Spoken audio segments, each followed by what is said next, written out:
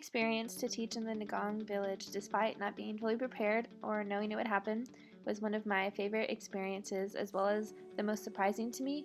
Surprising because I've never worked with children or taught children before, or ever thought I would enjoy working with children, but they were the most caring, smart, well-behaved, and attentive students. They were so welcoming, so excited to have us there, and were very interested in learning about America, as well as singing Justin Bieber songs. We had the opportunity to visit both the University of Nairobi and the East Catholic University. It was interesting to be able to see the difference between the public university and the private university. Similar to in the US, there is a difference between the public and the private universities, but the divide between the two was much bigger in Kenya, which the more that we learned about the education system as well as kind of the society as a whole, we learned that it's still a very haves and have-not society. So the main example being the students who are fully funded to attend the universities by the government, it's solely based on merit, not based on need. Which was surprising to me, mostly because in the US it's the opposite.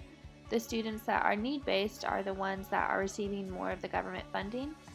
I believe that this stuck out to me a lot because it was really only one of the few differences I saw in their higher education system from ours. We also got the chance to meet several of the student leaders at the East Catholic University who showed us around their school, had lunch with us, and even invited us to their school pageant. Being able to chat with them, learn more about their lives, and really discovering how much we all had in common was definitely one of my favorite experiences.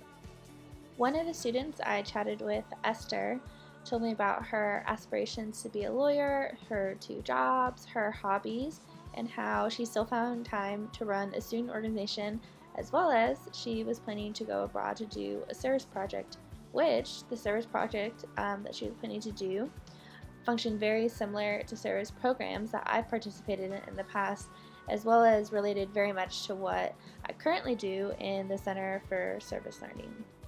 Plus, the pageant was so much fun, and the restaurant it was held at had really, really good food.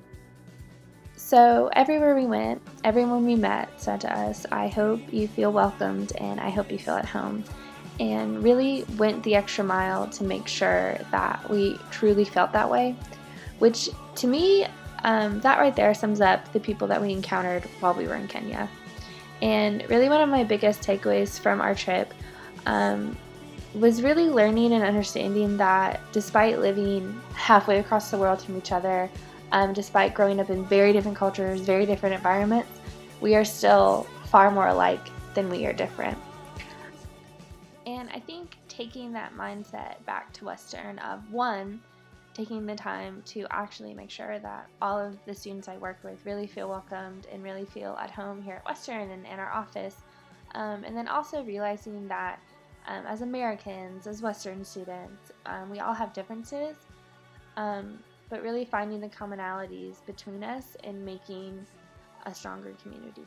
So overall, this was just an amazing trip, an amazing experience, but a few other highlights. Kenyan tea and coffee is truly next level.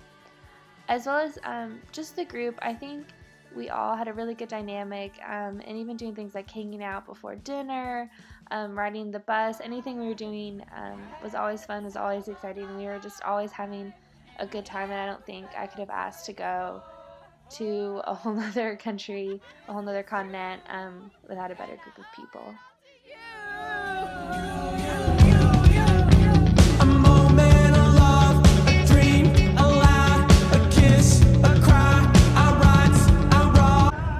Ma'am? Ma'am?